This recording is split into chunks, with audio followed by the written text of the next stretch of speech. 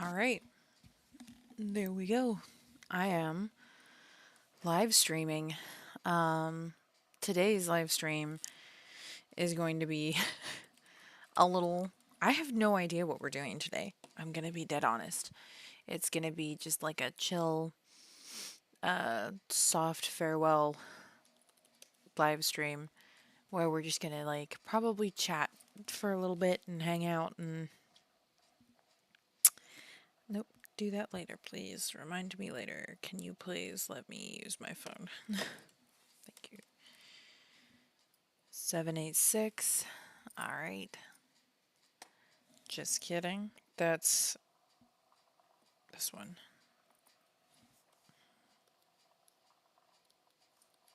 There we go. Having a brain fart. Hi, Crystal. Welcome. I know what we can play. I know exactly what we can do today. Okay, I was trying to decide what we would do today because I'm not going to write tonight. I'm kind of taking a minute just to kind of excuse me, bask in the glory of having completed something, which feels very cool. And I figured one thing I was like gonna do is just kind of talk to you guys about some stuff that I have played, which I don't know if that's interesting to literally anyone. Because, that's been a while. Like, what are we all up to? I didn't change any settings on this live stream, so no matter what I do, I think it's gonna look like butt. That's the other thing. I believe in you. You can absolutely do this. Today is probably going to be a chill. Hi, God King R. Hi, Lord Magma. Welcome, everybody. Today is probably going to be just a very soft hangout live stream. We might just chat a little bit. This computer in OBS is not set up at all for live streaming. So I feel like anything that I try to do that is anything more than what I have been doing is going to look like Hello, welcome, Liam. I remembered. But yes, today is a soft farewell live stream, meaning I plan to do this again, but I will say one thing that this whole thing taught me was that I retiring was a good idea when I became a stay-at-home mom. Cause oh boy, am I tired. But I do plan to keep writing, and I think I will probably upload, update videos to the channel. Just if there's anything to share that, maybe you guys would be interested in. I have my next project lined up, and I have the ending of this story lined up. I think, like, the other day I released a chapter and I realized that it was the prime moment to begin actually kind of climbing that final arc. So I'm actually super stoked that I made that realization because, again, all of this is off the cuff. So I'm writing this. Literally, it hits me, it comes out, it gets posted. That's it. There's like, I haven't thought very far ahead on this story. I kind of know how it ends. And I've made some changes. I think from the last time that I talked to you. Excuse me. Um.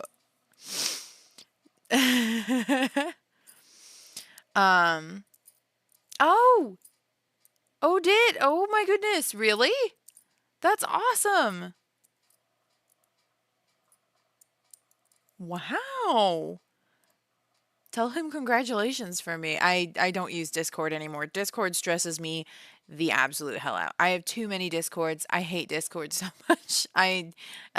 It's so chaotic, and I have every time something's like, just join this Discord, do more stuff, and I'm like, oh, more people, more introductions, more learning, chaotic, way too packed Discords with way too many channels and way too much meta that I'm not going to know anything about. I don't want any more Discords. Can we just go back to using forums?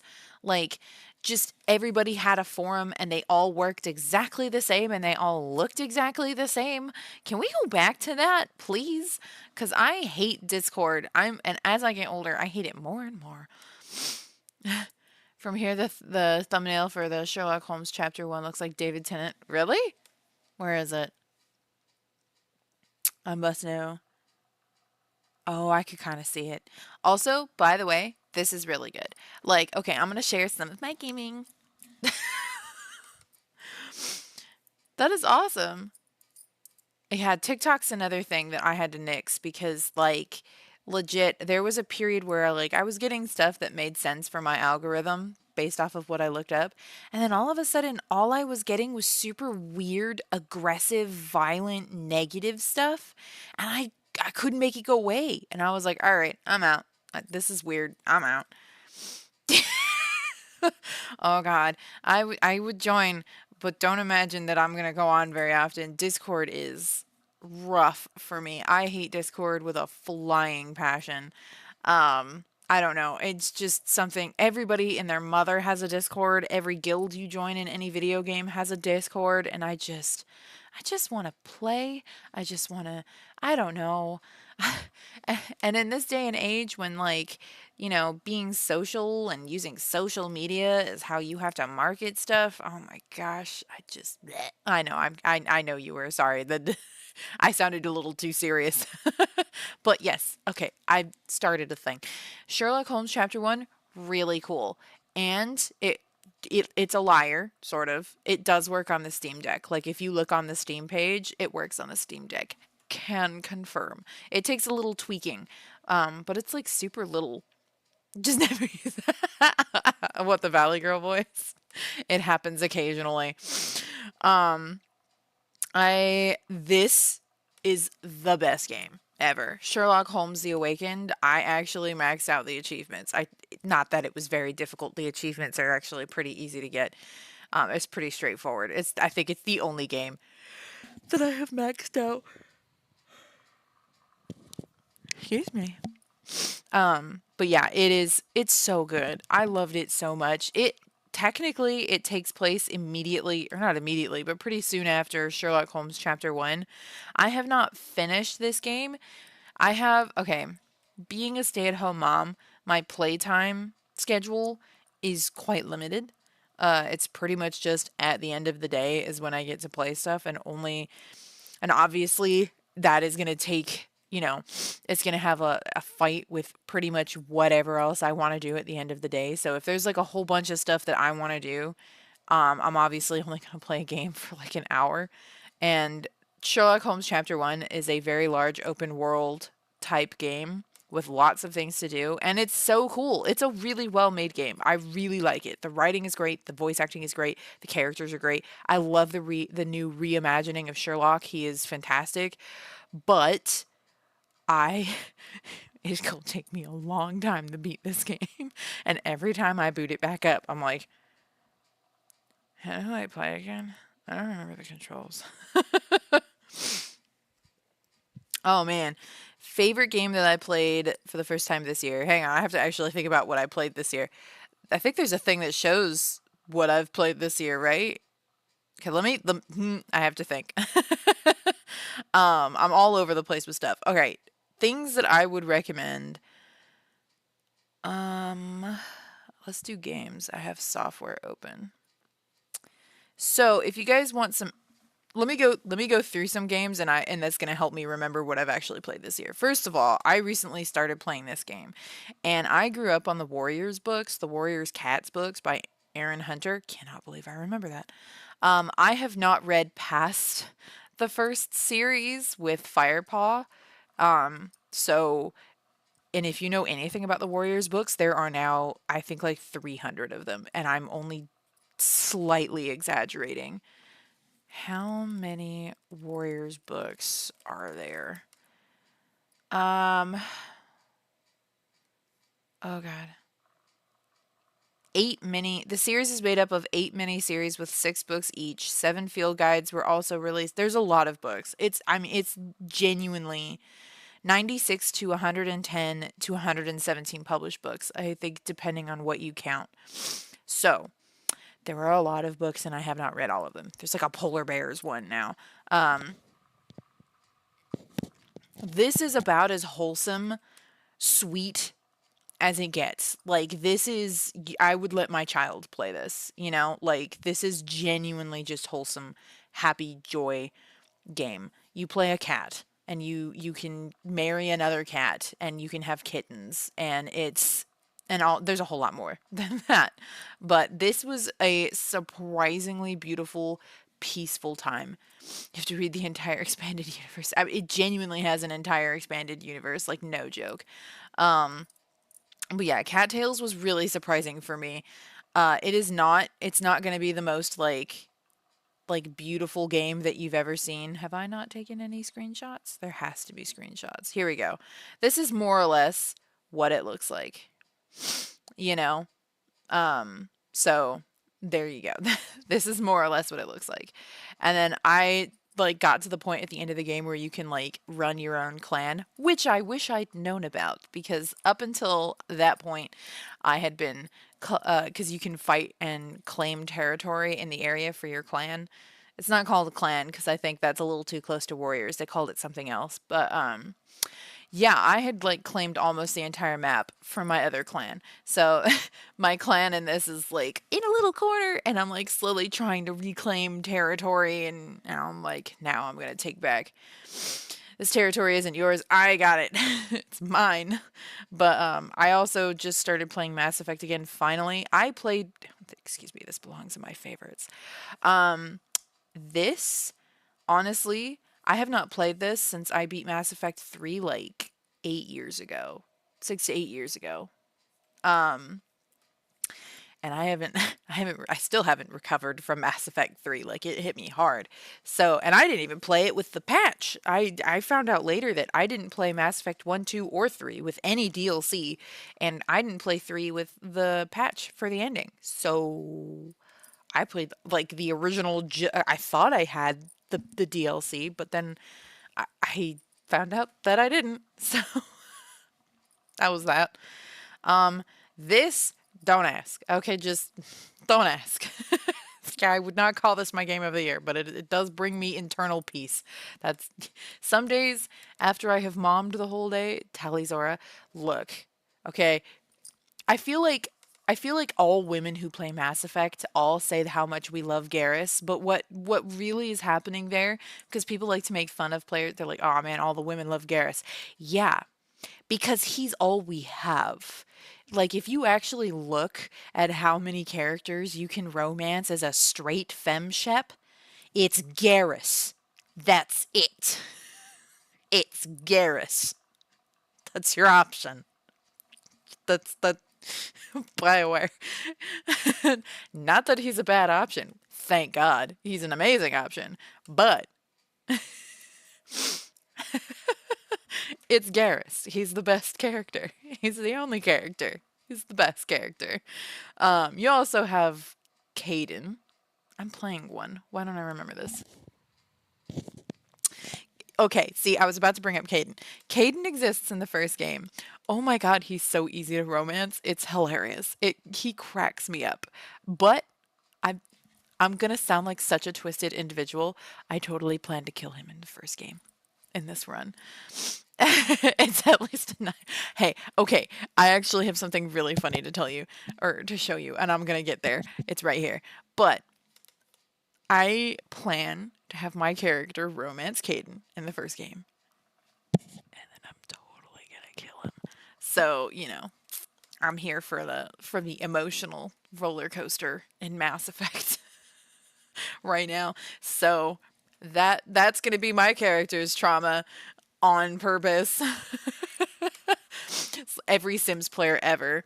I'm going to make my character go through a horrible breakup and then their child is going to contract the Sims 4 version of polio and then everyone around them is going to die. Fabulous. Perfection. You post that on any Sims group ever, Facebook, Reddit, and you're going to get hundreds of upvotes. Yes. Garrus is actually the best though, especially in Mass Effect 3. He's so good. Now, this is an exceptionally unique game and I don't have the time to master it at the moment, but I am just waiting for the day where I will be able to master this. It is a very old school type game. Let's see if I could find some screenshots so I could show you guys so you could get like a kind of, excuse me, idea. Of course, I'm not gonna, oh, here we go. Here's a screenshot. This is what it looks like. This is a very old school, okay, thank you. That was not helpful. There we go. So this is a, you know, this is how the game looks, and there's like a lot of menus and obviously stuff like that. It's very like Dwarf Fortress, which by the way, Dwarf Fortress. Also don't have enough time to master that, but God, I love it. Um, you don't, this is the almost the exact same game as this, okay? It's just got a different skin and a couple more things to do. They bring me peace at the end of an extremely busy day that is very loud and my brain is tired, but I don't want to go to sleep because it's like 7 or 8 and I run a game like this and that's all I need. And it turns off the noise in my head. Same thing. Same company, I think. Same exact thing. Don't judge me. All right, this. Ooh, there's a new update. Shut the front door. Is there really? What's this one? We're introducing a brand new mechanic that's perfect for fans of tactical gameplay. Robin gains a unique ability called avian vision, allowing him to observe the world through the eyes of birds in specific locations. Oh, well, that's neat. They need to revamp their sneak though. Oh, it's on sale. I was waiting for this to go on sale forever and finally gave up. I don't have all of the achievements in this, but I'm trying. And also, some of the achievements that I have are a little nuts. Let's go down here real quick. I have this one. I've obtained the special trophy item for the region of Barnsdale. 1.7%. Okay. I'm just saying. This one 2.9%. This one 3.9%. I'm gonna be dead honest. These aren't terribly difficult to get. I just think that no one has played long enough to get there. This might be a very good, this is a friend of mine. This might be a very good explanation of, I think, how far people get in the game. It's not flawless. I'm gonna say that now. Let me see if I can find my... This could be a long time before I find my review. Here it is. Never mind. Just kidding. I want you all to just... This is my review of the game. It's a lot.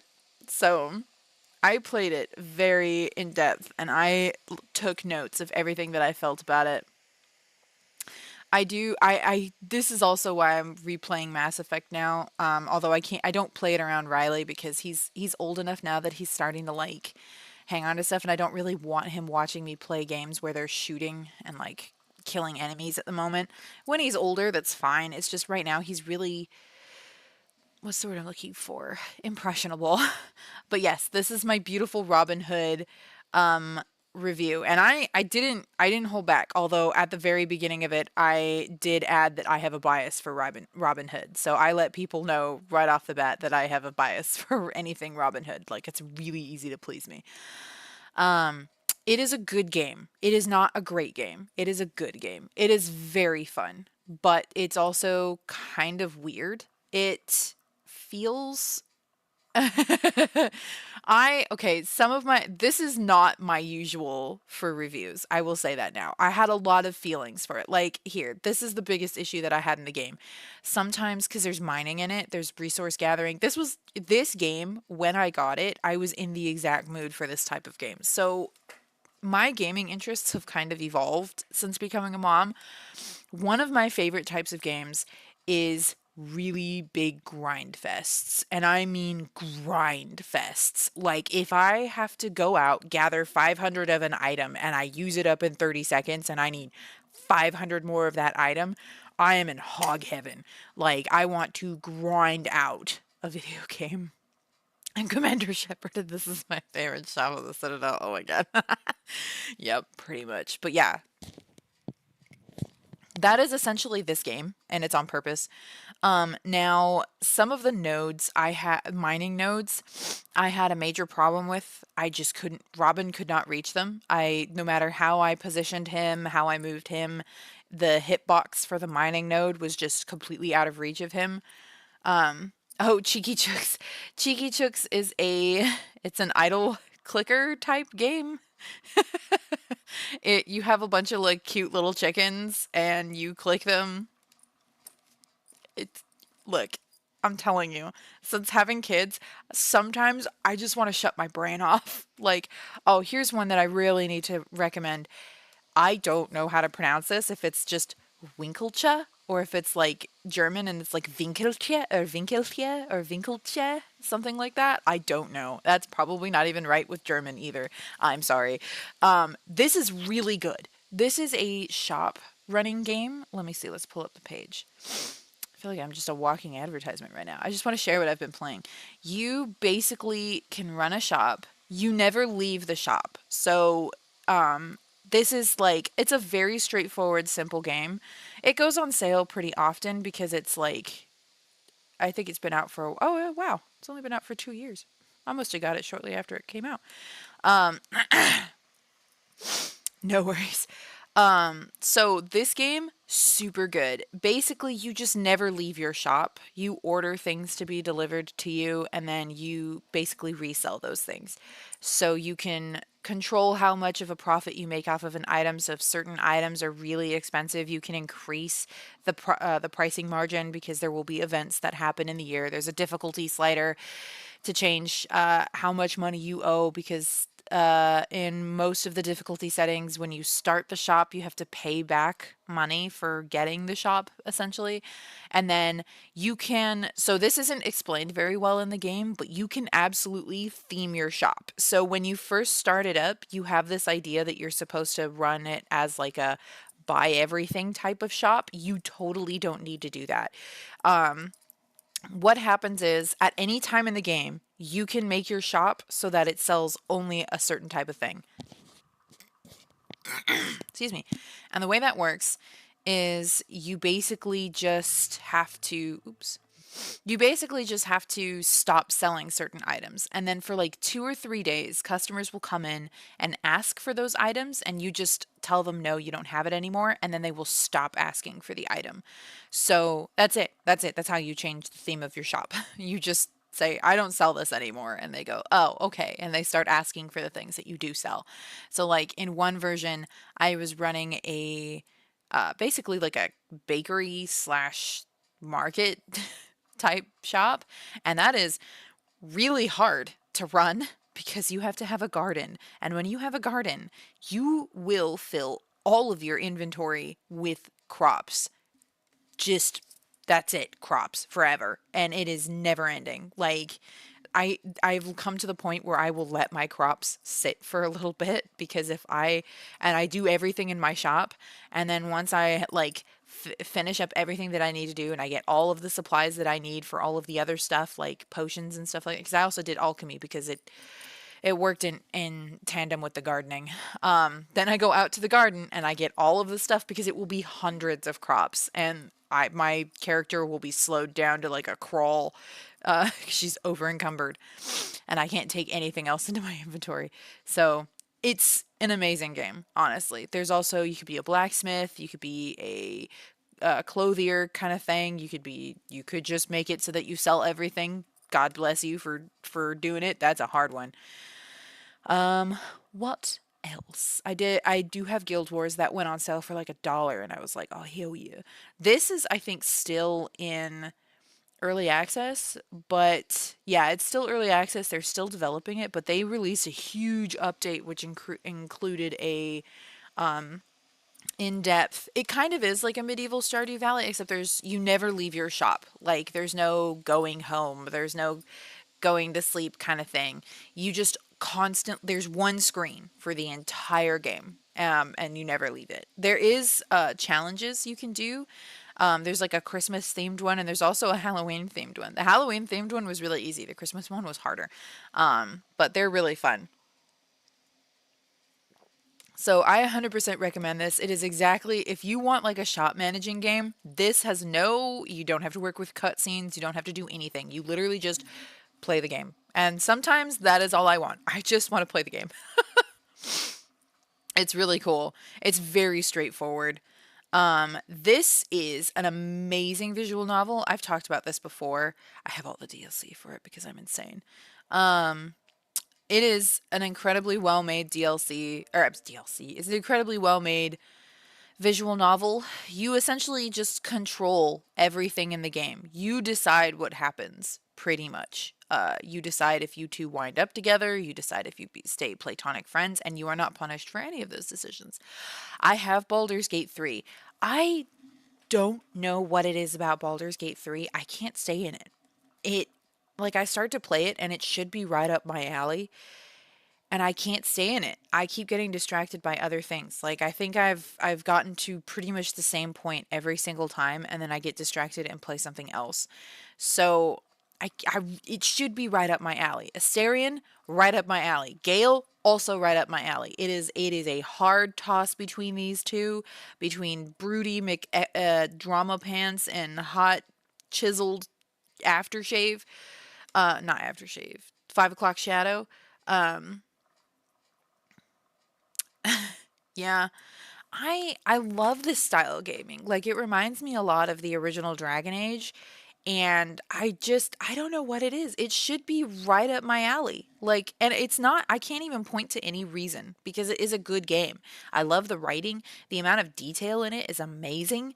Um I it's incredible. Like the amount of gameplay is awesome. I love it. The story's interesting. I love everything in it. I don't know if maybe I'm just I think maybe this phase in my life is not an RPG phase. The only reason I'm probably getting through Mass Effect is because I've played it before, so I don't have to. I think that's one of the things. So I've never played. Obviously, I don't know Baldur's Gate 3 because I haven't played it. I have to play it in order to play to have. You get what I mean? Which means that I spend a lot of time like pretty much sweeping the map because I am convinced I'm going to miss something. And I'm convinced I'm going to miss something because the first time I played it, I actually didn't get Asterion for a while because I just missed him. And that created this huge paranoia in my head. And so now every area I get to, I sweep the ever loving daylights out of it, which is not my favorite type of gameplay. I kind of just want to get through the game. Santa? Oh my god. Did you make a character Santa Claus? That's amazing. You just pretty much make Chris Kringle. Make an old man. I bet it's like a. I kind of want to try and make a Rhapsody. Okay. Did I do this year? If I don't. The first one. Not that one. I'm going to come back to some of these. Hang on. Oh, here we go. Okay, I played this in 2023. Bummer. So that can't be. I guess it's everything from here up, right? Was what I would have. Oh, it might be V Rising. V Rising might be my game of the year. This game is so freaking good. It's so freaking good. Um, yeah, I kind of want to play Baldur's Gate 3 as Santa Claus. Like, could you imagine? But yeah, this is incredible. This is so up my alley, it's not even funny. It is a super cute. So, okay, I have a long story about this one. When I was a little girl, I got my one of my very first gaming magazines and I was obsessed with it. I was in love with video games in general. Everything about video games. I read every article upside down, inside out.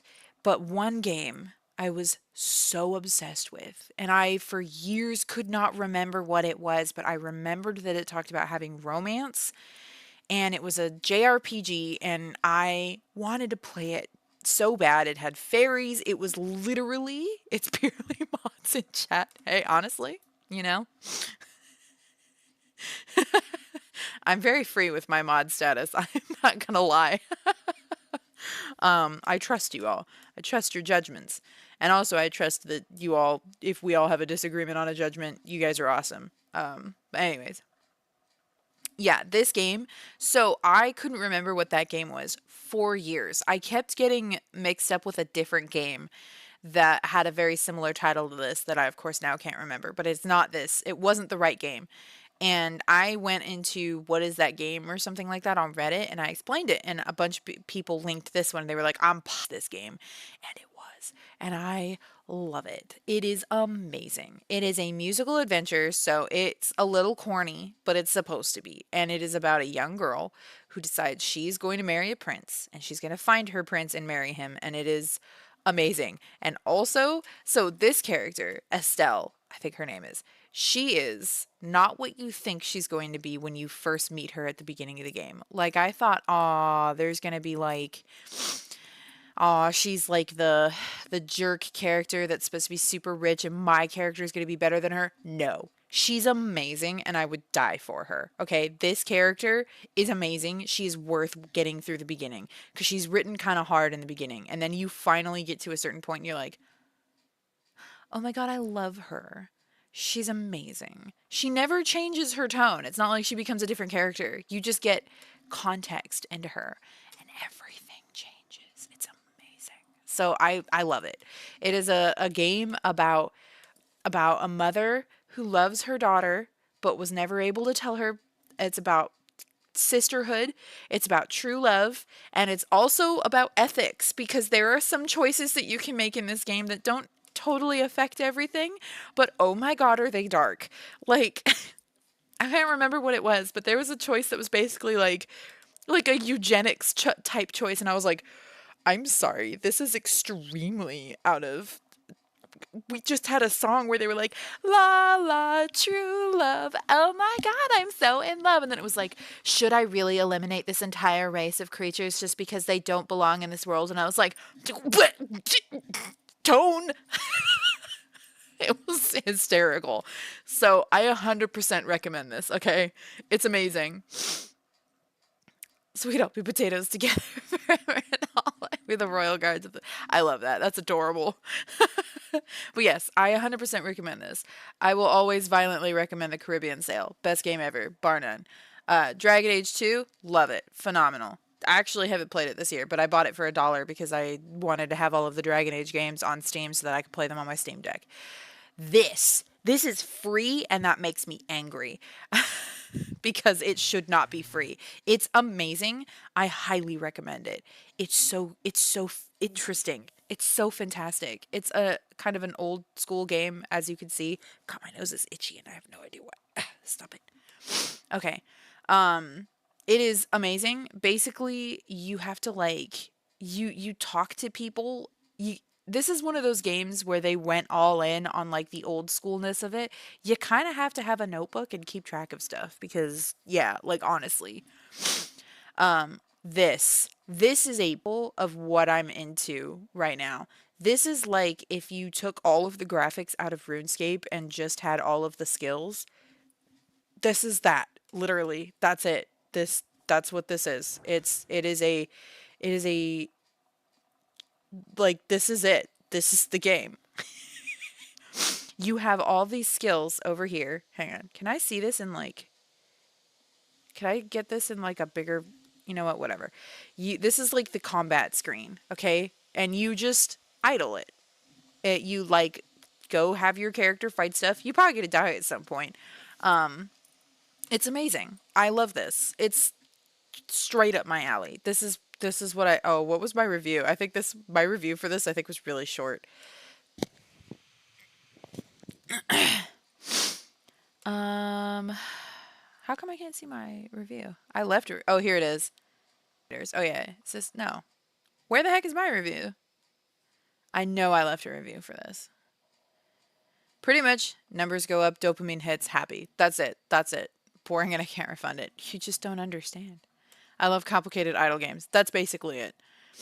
Not that addicting. I love these because look, he's got 440 hours. This person's got 160. Yeah, it's basically just RuneScape but without the graphics. Madam. Madam. That's what I say to my daughter every time she starts to throw a fit. I'm like, Madam, stop it. So, I think my DLC is literally just like, yeah, it's really good. If I, not DLC, I'm sorry, my review. I thought I left a review. That's probably all the way down because this is all the activity for it. They upload a lot, they do a lot of updates. Also, they have an open modding community, so Resident Evil The Village is on sale. Yeah, okay. I might be I don't know if I'm just the only person or what, but like I don't really care for the new direction of Resident Evil. I don't know that it really feels like Resident Evil. Also, I'm a very small minority, I'm sure, but I actually really liked 5 and 6. I'm not going to lie. And I know that makes me insane. I had a lot of fun with those games. I was obsessed with 5 in high school. I played it backwards, frontwards, and I unlocked the rocket launcher. And my friend bought me a game guide for my birthday. 'Cause that's how much. Oh no, actually, I don't think that's what it was. He gave me his game guide because he didn't like the game, and he had bought a game guide for it, and he found out I liked it, and he was like, "Here you go, knock yourself out." And I was like, "Hell yeah!" And then 6 for some reason was just I don't know, I really liked 6. There were 3 game modes, and the 3 game modes were kind of thematic to the characters that they followed. Like with Chris, you had a more shooter Call of Duty. Okay, not really Call of Duty, but you get what I mean. Like it was close to Resident Evil 5 because that was the game. That was his previous game. So it was very much almost identical to that type of gameplay. But then when you played God, I'm trying to remember. Leon's was it felt very similar to 4. It had much slower pacing and was a lot more story centric instead of like waves of zombies. Now, take this with a grain of salt because it's been years since I played 6, but I remember genuinely enjoying 6.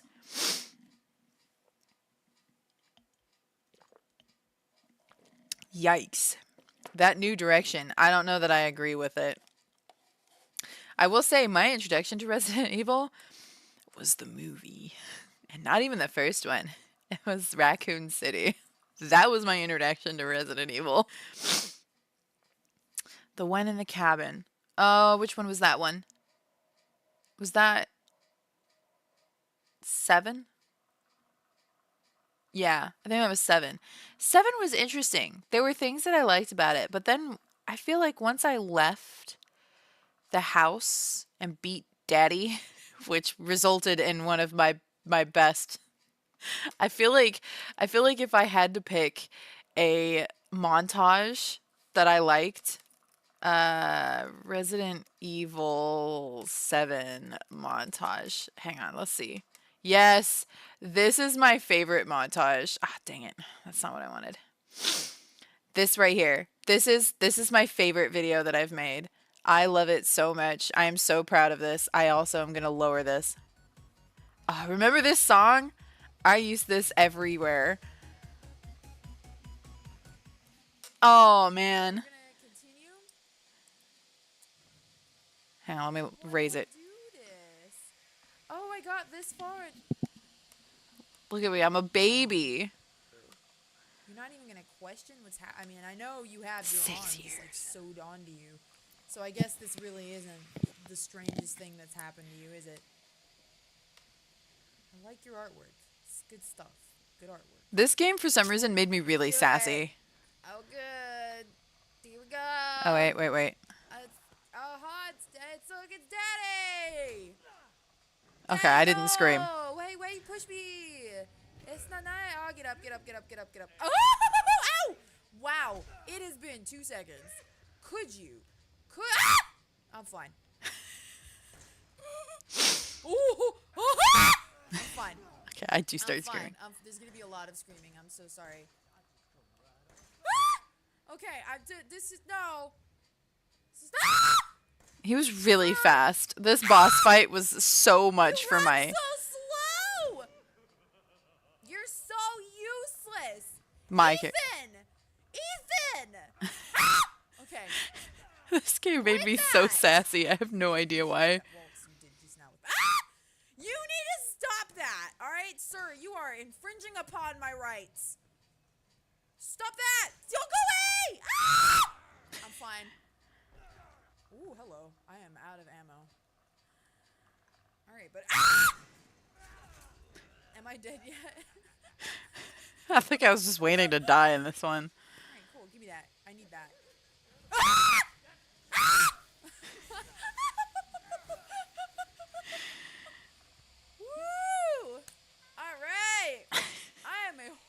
shot.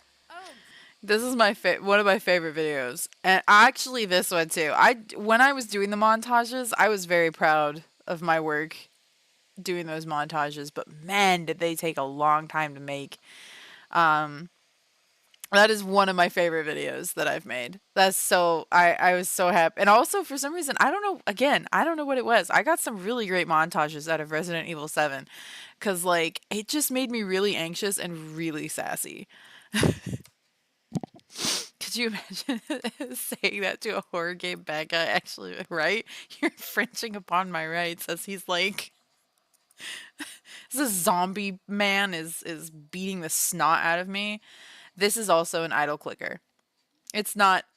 This is the funniest thing on the planet. It's like everybody and their mom had this at one point. I think there was like a spate of up series because for some reason it became a meme to buy this for your friend a very long time ago on YouTube, and so like a bunch of people were randomly doing videos of this, and I bought it because I wanted it. This this is glorious. This is amazing. I love it. I love it so much. It's so good. It is basically just, excuse me. You are a vampire. You are a vampire lord. It's you play like this, and I don't know how I'm gonna get through the city. The game gets harder as you go, like a lot harder. You fight bosses. Don't step in the sun, and you build a castle. The castle builder. The castle builder is phenomenal, and you make pieces of art in this game. The things, oh my god. You know what? I need to find the things. We need to go to, also there's some pretty amazing, all of their DLC is visual, which I honestly don't hate. This is the one that I have because it's like you get like the plague doctor mask, and I love it. I love it so much. Look at that. Look at this. Look at how cool that is. Look at this freaking robot horse that you get. That is, I haven't even got that yet, and I love it. I cannot wait. I haven't played it in a minute because I got distracted, which is about the center of my story. I believe the can I just scream as my alarm? Honestly, if you're waking up in a heart attack every morning. The duck story. Oh god, what is the duck story? This I cannot fathom. I don't know how to explain why I love this, but I do. This game is so good. I love this game. I play it almost purely on my Steam Deck, and it plays so well. So this, okay, hang on. Let me go back a second. Let's look at the community hub for this because we have to see some of these castles. Okay, look at this. Look at this. This is a castle. Someone created this. It's not great because it's so hard to understand, like to fathom just how beautiful it is from that. Oh, I like this. They have yet to get there. They just made a massive castle. Honestly, mood. Let's not. Oh, ooh, see, look at that. It's so pretty. That is so pretty. Oh, here we go. Look at this. It's beautiful. It is a gorgeous game. Honestly, it's just the things you can make in this game. And it's so easy. This isn't hard at all to put this together. It take you not that long. It's so easy. The castle building in this is phenomenal. It was the quack ringtone for about a full year and a half until it started giving you duck-based nightmares. Honestly, I would also receive duck-based nightmares. It's such a cool game, though. I highly recommend V Rising. Ooh, they have gardens going. I didn't get that far. I'm still very much in the early stages of this. My favorite thing that I experienced, so I was playing on easy mode, and that was still not very forgiving. Um, excuse me, I needed to get iron, and I could not get any stronger unless I got iron. But iron was in a very difficult area, and so I kind of just had to squeeze my way on in, and just basically ran past enemies going, "No, don't kill me!" And then I got in there, and I like, okay, so I was killing things, I was doing pretty good, and then I saw a boss who was like 10 levels above me. And I was like, oh, hell no. I think it was more like 6 levels above me. I was like, oh, hell no. And I went and hid. And then as she was walking by, I saw coming from the other direction a boss that was 4 levels above me, which doesn't sound like a lot, but in V Rising, it can make or break you to be that at that area. I think that they were like level 56 and level 54 or something like that. And I was like 49 or 50. And it's you're it's very risky at that age at that level. So then like I was like what's going to happen? Because I've seen bosses in that game fight each other and so I was like these two look like they're not together. What's going to happen? And sure enough, they started wailing on each other and I was like in the corner like a leech and it was amazing. It was great. I was just like hee yeah, that's right, beat the snot out of each other and I was like please give me credit for the kill, please give me credit for the kill, and it did. I got there's something that you have to like suck up from bosses that you kill, and I got it. So I thought the level 56 was gonna win. She did not. She got thrashed, and I got her essence essentially. And then I went and wailed on him because he was dying, and I got his essence too. And I got so much out of that. Oh, I was on cloud nine. That was amazing. Oh yeah. 90% being chased or common nightmares and 10% PTSD. Oh yeah.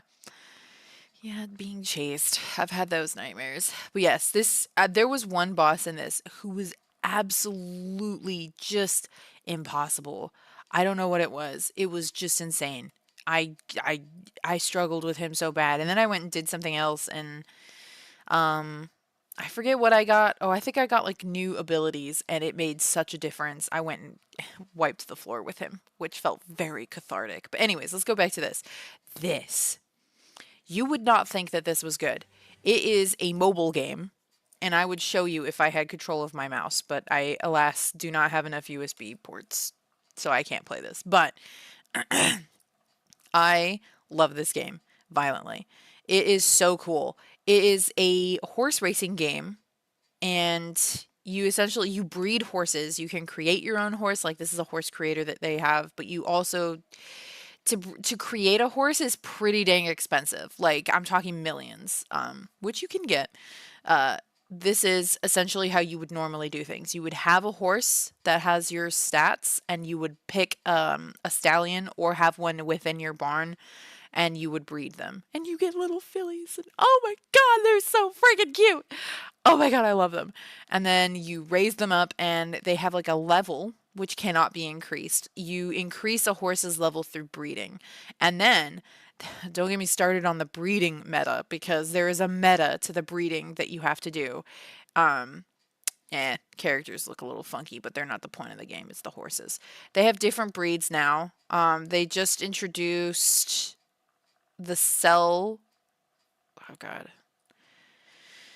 They've introduced a lot recently, which is pretty impressive because this is a PC game and none of this is DLC. So it is a one-time purchase. It is still a running mobile game, and the mobile game just announced.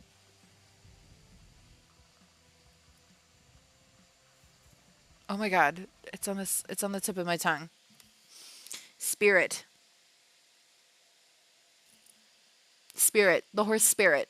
You know the movie, the DreamWorks movie, Spirit. Mustangs. God. Okay. I don't know why that wasn't coming to me. Yeah, they just announced Mustangs for the mobile game, and it was so good. I am excited for that because eventually we're gonna get it on PC because I refuse to play the mobile game. I won't do it. It is in-app purchase. Sorry, in-app purchase.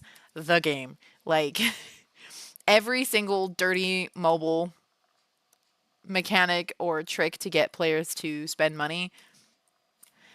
That's the mobile game. Um, the PC game, they honestly did such an amazing port and they deserve all the sales for this. It's worth it. It's so worth it. There's no DLC for this. Everything that was released on the mobile game, um everything that was released on the mobile game, it's just released for free here. And it's not like, okay, I've seen mobile games that get ported and then they just do away with currency altogether and you just gain access to everything. And I think that's the worst way to do it. This game, the way they did it in this one, which you could kind of see it. So you have money, but you have two currencies specifically, I believe. And you get both of those in a different way. That doesn't seem right. It's been a minute since I played this one too. Um, no, I think, you know what? This is the only currency you have, but you do get items that you sometimes need to upgrade stuff. Yes, you will probably have nightmares in which I chase after you screaming at you if you use my scream as an alarm clock. But yes, this so much better than you would probably think it is. Like it's above and beyond so cool. There's racing, there's steeplechase, and there's cross country currently, and they're so fun. All three of them. And they're gonna do show jumping. Oh, did they just? Oh, I missed that. They brought show jumping. See, oh, they have American quarter horses. I think the funny thing for me to imagine is that I believe when they first released this game, the target audience for it absolutely had to have been dudes. Like, and I'd say this, as a generalization, obviously. We'll run with the generalization. I believe their target audience for this was dudes who like horse racing, right? People, genuine, real dudes who go to the horse races and bet all their money on horses. That is not the audience that they have. 100% it's horse girls. All the way. Horse girls. That's it. That's the audience. It's horse girls. That's who play this game. They are violently obsessed with it. We we and it's all about the horses. Like, okay, I'm telling you, this is so cool. When you get like a this happens when you have a really close win, and I had a very close win by milliseconds. So they do this like when you win and then they show what happened afterwards. They do this like slow-mo thing of you winning, and I was like, "Oh, they were a lot closer to me than I thought they were." This was just I couldn't figure out how to do the screenshots on my Steam Deck, so my screenshots kind of suck for a short period of time. Let's see. Oh, this is it. Never mind. Okay. I have more than. Yeah, see, look, it says I have 22. Whatever, doesn't matter. It's so cute. It's so fun. I love it. They did amazing. It's one of the best. This. Oh, this could be a contender. Ranch of Rivershine is made by one person, and it is so freaking good. It is unbelievable how good this is. One of the best horse games. This combines two things that I love: horses and grinding. It is a slow grind, this game, and I love it. It's so good. The horse, so you start off with like a pretty crap horse, and you have to basically breed and purchase new horses to use for breeding in order to get better horses. You also can catch wild horses, and she just released an update that allows you to train foals. Let's see.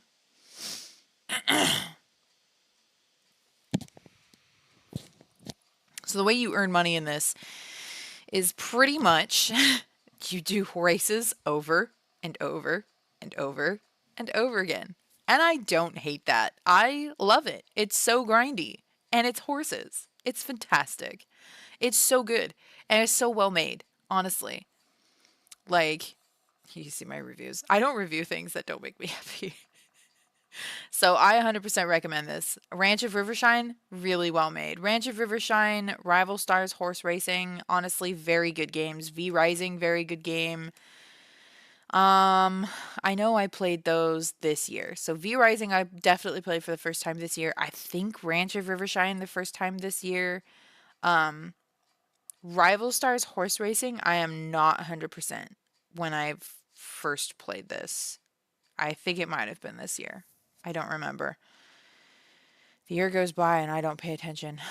This is just even what I have installed on here. Honestly, I may have things that I played that are installed only on my Steam Deck. Oh, I got Knights. I have no idea what I'm doing. I love Knights. I had this. I rented this for the Wii when I was a teenager, and my niece and I were violently obsessed with it. We loved it, but also, and I can only show like a very brief. Let me see. Um,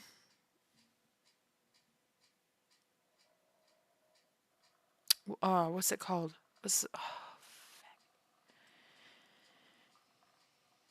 Oh, I could hear the song in my head. When I was younger, my favorite band was Eiffel 65. If you don't know who Eiffel 65 is, I'm blue, da ba dee da ba da, da dee da ba da. That was my favorite band when I was younger. Dead serious.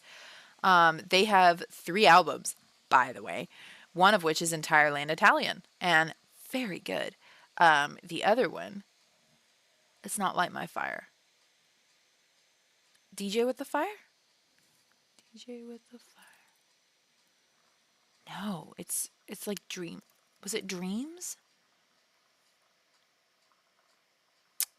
Oh, I'm gonna get all of the too much of heaven, living underground heaven. I can remember these songs way, way too. I listened to all 3 of these. Oh my gosh. Knights, Eiffel 65, AMV. Come on. King of Lullaby. Oh my god, that took me way too long to remember that. I was violently obsessed with this. This song just seems to suit Knights really, really well. Let me see, where's my chat? There it is. I cannot play more than probably a couple seconds of this, but like, oh, of course I'm gonna get an ad. Thank you.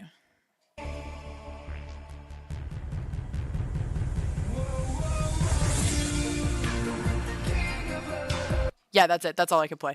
All right. It's so good. Oh, I love Eiffel 65. Anyways, that song goes so well with Knights. Genuinely. It's called King of Lullaby, which is also why it goes really well with Knights. Um, oh, yes, itch.io. 100% agree.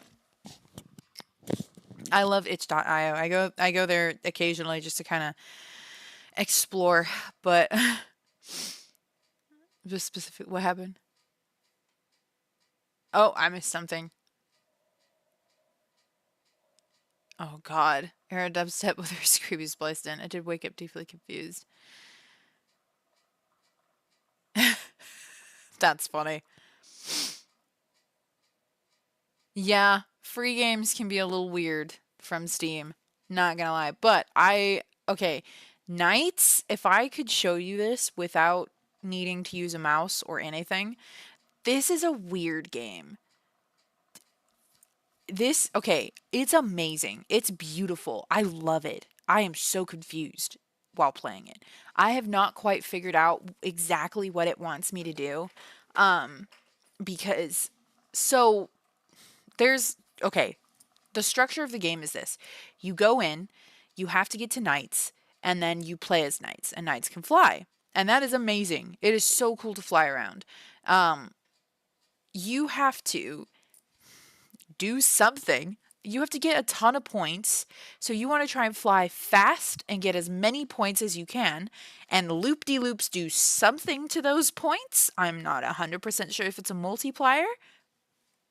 Multiplier? Multiplier. I said that weird. And you don't understand. I'm still trying to figure it out because, like, you want to use up pretty much the entire timer for each section of a level to the very last second, gaining points. But that is not true when you get to the boss. When you get to the boss, you want to beat the boss in as little time as possible. You want to do that ASAP. You do not want to spend long in the boss fight. So it's like 2 different concepts. You have the first one where you basically want to use that timer for each section of the level because there's 5 sections to each level that you have to do. And each one is going to be slightly different than the previous section of the level. And it is so much chaos, but it's so cool. This was what oh, I see. Yeah, I think they thought Knights was going to replace Sonic, but I feel like they didn't explain Knights and what you're supposed to do very well. However, if you ignore that and simply play it, it's really, really cool, honestly. It was a very cool idea. Pal World. Brent and I played Pal World for a bit, and it is nuts. This is a crack game. This game is on crack.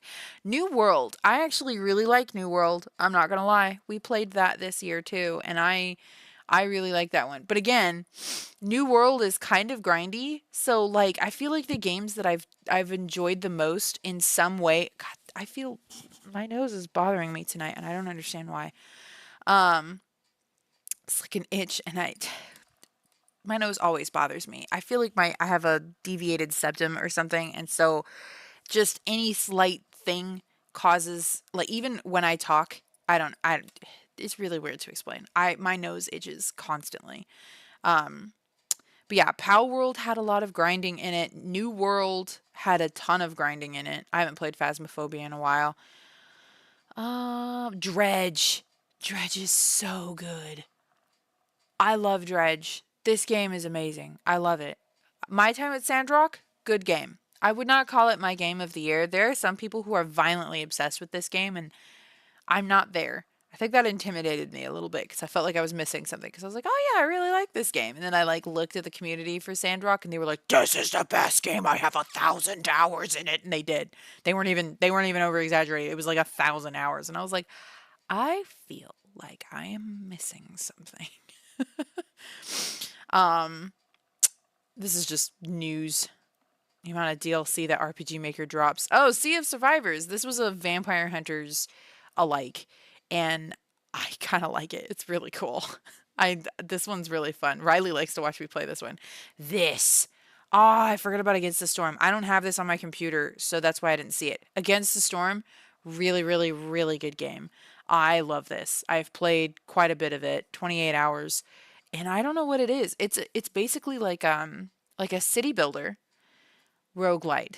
So you just build cities over and over and over again. Some of them are quite hard, some of them are quite easy. And these are no, these are beavers, these are harpies. What are you again? I forget. I'm having a brain fart. I forget. There's frogs in this as well. Uh this is what it looks like essentially. You build your you it's just a town builder.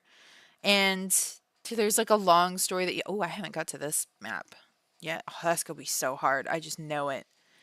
I'm too scared to do like the really hard maps. See, like, okay, so this is the overworld, but you only have a set amount of time in this overworld. And then when you hit the end, all of your towns are wiped out and the map is refreshed and you start over again. So, how many games have I finished this year? I don't I think the problem is I'm not really playing games that have an actual end. Dredge I've completed twice. I beat this twice. Sandrock has an ending and I didn't get to it. But it's a longer game. Pow World, I don't know if that has an ending. um, I am I'm about I guess 13 hours in on this. Oh no, I'm 8 hours into this one right now. Nights is going to take me a while to beat. I'm almost done with this one, I think. Lake, I just got this one. I really like this. This is an extremely simple game. Um you're this woman.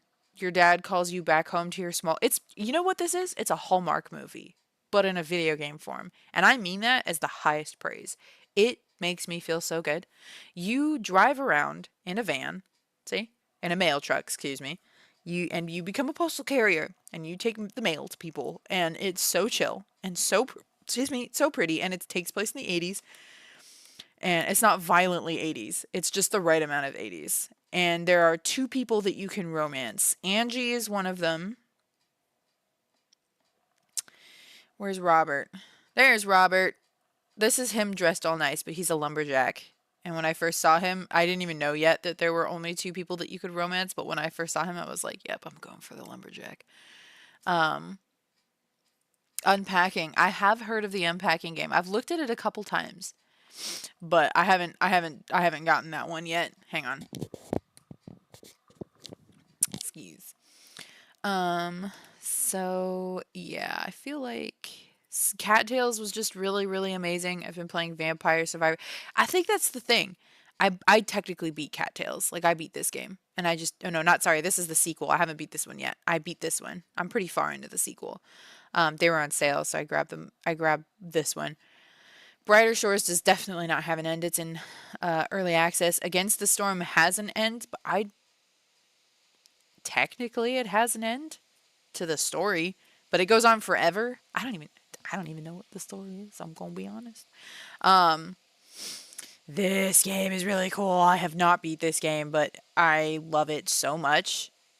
Dusk is really cool.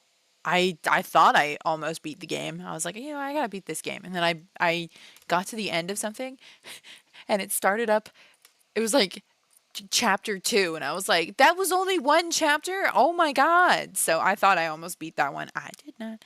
I just beat this one this year. I played No Man's Sky for a little bit, but I haven't played it in a while, and then I started a new save file to do the Halloween event. Oh my god, I was so confused. Oh, that's interesting.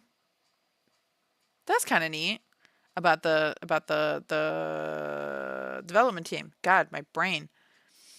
The Steam Deck. Oh, the Steam Deck is my life. Okay, so during my second pregnancy, Brent surprised me with a thank you for carrying my child gift, which was the Steam Deck. And oh my God, what a lifesaver the Steam Deck was. Because the end of that pregnancy was very rough on me. Emotionally and physically, I was just broken. I was exhausted all the time and I was just fried. And then I had postpartum depression. So the Steam Deck kind of, I don't know, it was a lifeline sometimes. So the Steam Deck is very I like it quite a lot. It's a very cool. The only thing I would say is you could definitely kill a man with it. It's very heavy. And I would not suggest playing with it while you were lying down because if it smacks you in the face, it's gonna suck. I like Hogwarts Legacy, but I feel like, and that's separating it from everything, just to say, like, as a game, it's really cool. Except that I feel like the open world, I think it suffers the same problem as Dragon Age Inquisition. They are both open world games, and I feel that they are too open world. There comes a point in Hogwarts Legacy where you feel like there's too much padding. It starts to feel like padding. That's what it is. It starts to actually feel like padding. And it's that whole like there's a point where your brain is just so happy to be doing something that you're fine doing the menial tasks, grinding. There's a point in Hogwarts Legacy where it's not a fun grind. It's kind of a you're like, "Oh man, a whole other area? Why is there another area? Like, God, what am I doing here?" And then you just like, "But I don't want to go back. It took me so long to get here." And then you're like, "And I'm probably going to have to do this eventually." And so you just kind of don't. So, a short hike. I think I've read that one. Oh, not read that one. Sorry. I've heard of that one. I haven't gotten it. I I I like I like cozy games, but I definitely like them when they have a bit more gameplay. So I'm a little hesitant on like the ones that are like I actually have some like Firewatch. I got Firewatch because I thought that I would like it. Walking simulators, that's what it is. I'm not a huge fan of walking simulators. I think I'm just not a huge fan of heavy story right now because it requires me to put a whole lot of attention into it. The reason Mass Effect is getting away with it is because I've played it before, so I don't feel like I have to pay super close attention. Like I can miss a cutscene and go, "Oh yeah, I remember what happened here." Um my Steam Deck definitely so I would say the Steam Deck is extremely powerful. I think the thing that I like the most about it is just that it's portable. For me, portable game consoles are kind of the thing for me right now. If I could play Sims, I mean, I could play Sims. I just have to sit down and modify my Steam Deck, which I just haven't done. I could totally get EA installed on there and I could probably play The Sims on it. I don't know if I would want to, though. Sims kind of relies a little bit more. It needs a little bit more than just a trackpad, so I don't know if I would actually do that. Which is probably also why I haven't done it. I think I've thought about it before I went. I do need to set up an emulator on it though, because playing Dark Cloud 2 on that would be amazing. I would die. I think I have Dark Cloud 2 on my phone though. Oh no, it wasn't on my phone. I had the other Steam thing. I had Steam Link and yeah, Steam Link. And what that would do is allow me to connect to my PC and then I could run an emulator from my library. And that was how I was doing that. You follow a bird back home and your length of gameplay depends on how many villagers you talk to. Oh my goodness. That is pretty long. But is it just like talking? Because I don't know if I could do that. Like, I have to have, like, okay, if I look at some of these, right? Like, this is straight up a shooter. This is like a Doom style or Quake style shooter. This has no story as far as I'm aware. It's just like, hang on, let's look at the community hub. All right, let's see. Here we go. It is a bullet hell, I think, is what you would call this. It's pretty amazing, honestly. I love it. It's so much fun. Um, but I think I just want to shut my brain off, honestly, for games right now. Like, this doesn't have a story. I just shut my brain off and build some towns and villages. Half the time I forget what my goals are, and I've just been sitting there building things, and I'm about to, oh, Roddy out of stories on the hand. This would be basic. That's the other thing. I really need to set up an emulator on there. The other thing I really need to get, but I probably won't get it for a long time, just because I own so many copies of it. I'm so angry. For a very long time, wow. I'm surprised. Overwhelmingly positive for Kingdom Hearts 3 on Steam.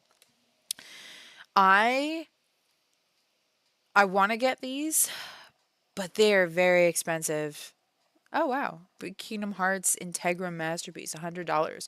That's actually I feel like that's quite a bit off. Yeah, that's like $70 off. I was like, I think you get like one game for free out of that. Pretty much. More than that. You save more than the cost of one game if you buy all three together. That's kind of smart. Anyways, I'm not going to do that because it's still $99. My word. But good to know. Excuse me. That's not even the sale price. That's just the price. It's $99. I really want to get these because they run on the Steam Deck, and to be able to play them on the Steam Deck, I deeply regret buying the cloud versions on the Switch. At the time I was so sure that that was the best we were going to get, was those cloud versions of Kingdom Hearts on the Switch. I was wrong and I was dumb. I shouldn't have bought them. I shouldn't have supported cloud versions of the game. They run. It runs, but if you put it down for 5 seconds, you get booted from the game. And if you turn off the console, like put it to sleep, which is the whole point of the Switch, you get booted from the game. You have to have a constant running internet connection. You cannot cancel that. You cannot cut that internet connection, or that's it. You're booted from the game. You have to load up the whole thing again. And I mean, like, boot up the whole thing from the start. Like, have to connect to the servers, have to wait for the menu screen, pick the one you want to play. It was an awful idea. And I'm angry that I bought it. If I hadn't gotten that, I would probably have bought it by now on Steam. But one day, I'll get it one day. So, your laptop takes flight if I online shop and watch something is in the background. Yeah, pretty much. But yeah, so the Steam Deck is amazing. Oh, oh my gosh, yeah. I would 100% recommend, especially if you have, okay, here's what I recommend the Steam Deck for. If you have a huge Steam library, or there are a ton of games that you have wanted to get that are on Steam, but haven't been able to get because your computer just kicked the bucket or can't run it, the Steam Deck is amazing. It runs fantastic. And I will point this out really quickly. There is something called protondb.com, and this is vital for the Steam Deck. What this is it will tell you if a game is playable. So for example, Lord of the Rings. If you look at Lego Lord of the Rings on Steam, it will say that it is not supported for the Steam Deck. And if you try to run it, it's pretty obvious. The water doesn't load and everything looks insane. However, these people have all found solutions, and it will run on the Steam Deck. And I put those solutions, and it runs flawlessly on the Steam Deck now. It's the same thing for Sherlock Holmes Chapter 1, also unsupported for the Steam Deck. Not so. It runs fine. All these lovely people have found a way to make it run. The weirder the game, the less likely it is to run. I will say this now. Robin Hood, which one? Sherwood Builders does not run on it. It and there are no solutions because no one's played this game on the Steam Deck. This is definitely a me game. No one else is playing this. There are no solutions for it. I would have to find the solution. This game, which is the isometric, beautiful, glorious, amazing this game, it runs on the Steam Deck. So I can confirm that I play this on the Steam Deck, and it actually runs better on the Steam Deck than it does on the PC because it has visual issues on the PC through Steam. Not so on the Steam Deck. Can confirm. Is this installed? No, it's not. Okay. So there you go. Cult of the Lamb. Cult of the Lamb is amazing. It is very fun. I have it on the Switch. That's a fun one. That was a lot of fun to play. I don't know if I would play it again, but I had a goofy amount of fun playing it. But yes. Biscuits. I will always recommend anything to do with Mineral Town. I think that covers everything I've played. Honestly, like right now, I think my obsession is just heavy grind fests. Like this is kind of my deal. I really liked Cattails because it's just kind of a lot of repetition. Collectathon games. Which one? Oh, Cult of the Lamb. Or Brighter Shores. Brighter Shores I suggest, and also Brighter Shores is free, so I highly recommend Brighter Shores. You know what? I'll show you guys this just so that you understand how much I need to turn my brain off sometimes, because this does not require me to have a mouse. I can 100% play like this, and the graphics are not going to be that fancy. I don't think there's any animation in this. Gonna be honest. Just gonna make sure that the volume is down because I think it's quite loud. These guys make great casual games. I think genuinely this is shovelware, and I've always kind of loved shovelware secretly. Oh, it's not that loud. There we go. Let's try that. Okay. I've been putting my kids' names as like profile things. So it is. I've played a lot of it. I've played quite a lot of it. It's like a pirate game. It's so incredibly simple. It's not even funny. So you have all these things that you can make.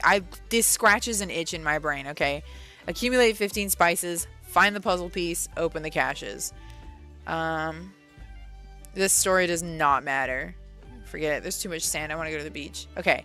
So, essentially, I'm going to collect these crates because I need them. And then I'm going to get this. I need to get this. So I have money and there's a market. So I need to take a look at the market and understand what sells for the most. Currently, this is the final product. So what would happen is I could take cotton, turn cotton into cotton linen, and turn cotton linen into clothes. Clothes sell for 210, so that's quite nice. But I think I can take herbs, turn them into dried herbs, and turn those into spices. And spices sell for 300. I didn't realize this until just now, and I'm an idiot, but they go straight across. To be fair, though, they didn't quite do that always because I didn't have all of these. So I think this is just for once they finally line up.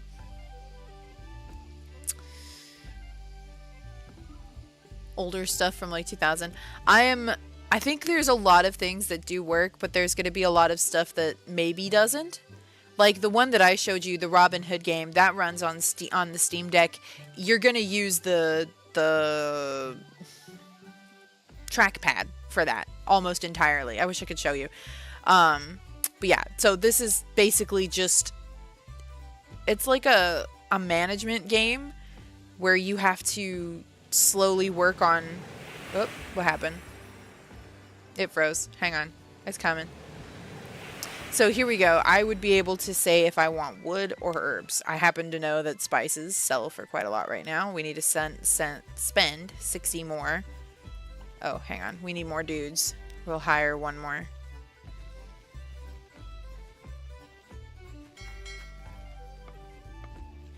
Change the doctrine how much I want. Yeah, pretty much. I haven't played it in a while, so now they're going to start making me herbs. That's awesome. This map is going to be pretty big because I'm like deep into it right now. This is a whole thing that I have to deal with. And look, we have another treasure chest. We have a crate. And get rid of these trees because I got money from this thing that was here. Anyways, there you go. This is the type of thing that I genuinely enjoy. There's also ship battles. Like if I complete this level, there's a ship battle right here. They're extremely simple. They're not complicated at all. This does not require me to think past planning what I want to, what I want to shoot for to sell to make the most amount of money. It is exactly the type of game you play when you want to shut your brain off.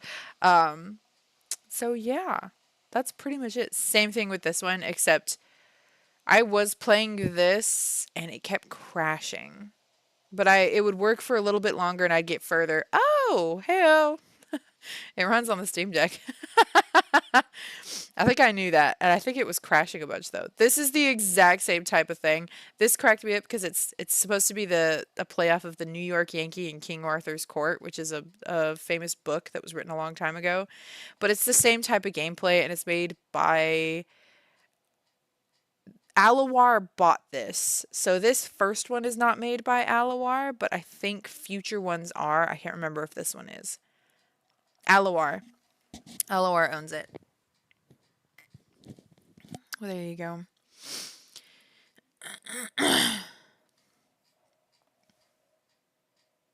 Oh, that's pretty neat. I'm always so very wary of emulating because, or weary, or no, wary was the right one. This is a clicker. Don't judge me. All right. Things where numbers go up. This is really cute. You play a unicorn. They made it for their kids, honestly. And I love that. I genuinely love that. So, yeah, I think that's pretty much everything that I've been up to for the most part in terms of what I've been playing. Yeah, it's as far back as it goes. I did play Stardew Valley for a minute because I was like, I want to play that again. And then I played it and I was like, oh no, I'm still burned out on this. I have to come back. I really need to play Kingdom Come Deliverance again. Excuse me. Sunhaven is really cool. I recommend Sunhaven. Last I tried, it didn't work on my Steam Deck, so I haven't played it in a minute because I've been mostly playing games on my Steam Deck. Not gonna lie. I love being able to play games in a recliner, which I have in the back over here. Anyways, I think I'm gonna go ahead and end this live stream here. Excuse me. Wow, that's pretty crazy. I'll have to look into it. Oh wait, are you talking about GOG?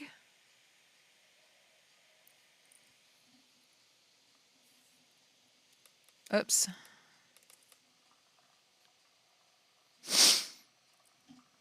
Although, I shouldn't... GOG isn't free. Like, these games are not free. But GOG has a really good selection of old games. And GOG has a really good reputation for selling old games. If you were going to get old games, I would do a ton of research into them if you were going to get them off Steam. Because, like, for example, that Robin Hood game that I showed, the isometric one, it is from early 2000s, and when it was released on Steam, there's really bad graphical tearing that for some reason doesn't happen on the Steam Deck, and they never fixed it. They don't care. And there's a ton of really old games that are like that. So if you buy an old game, really pay attention to the reviews and see what they're saying, because if it's not something dumb like, oh, it's an old game, it's probably going to be Steam sucks. Oh, it's mad at me. I know why it's doing this. Ugh, just ignore that. There's a bit of a tiny bug with Robin Hood on GOG because Robin Hood on this works phenomenally. This is what I have installed. Call of Cthulhu is another one. Call of Cthulhu is notorious for not working because the company that originally made it actually sunk. So the original developers do not exist. Like they have no access to this. It cannot be fixed by the developers. The company is gone. And so it's sold. You can buy it on Steam. But last I checked, I have a whole video of me trying to get it to run on Steam. Like I have an actual montage of me trying to get it to work. And then I got it on GOG, and it works almost flawlessly. It has significantly less crashes. I don't know what they did, but they made it so that it will run. This is a really neat concept, and I do not recommend it if you unless you have a ton of free time. But it's so cool. It's such a cool idea. I haven't played all of these, but I really want to. So just, oh God. Ah, don't judge me. I have that game. Don't buy it. Don't look into it. Have it. That's all that matters. Um, but yeah, it's super good. GOG is amazing. I genuinely, they have such a good reputation for these old games. I but I mean, okay, you can modify the Steam Deck to make pretty much anything run on there. The problem that you're going to run into is the control system. So like if you were to install GOG on the Steam Deck, you would be able to run it and play the games because you can access the desktop of the Steam Deck. It's just going to be a little finicky and getting the controls to read. You're also not going to have the I don't believe Proton DB is going to talk about games that are not available on Steam. So any risks you take with trying to run a game and see if you can get it to work is going to be completely on you for anything outside of Steam as far as I understand it. But yeah.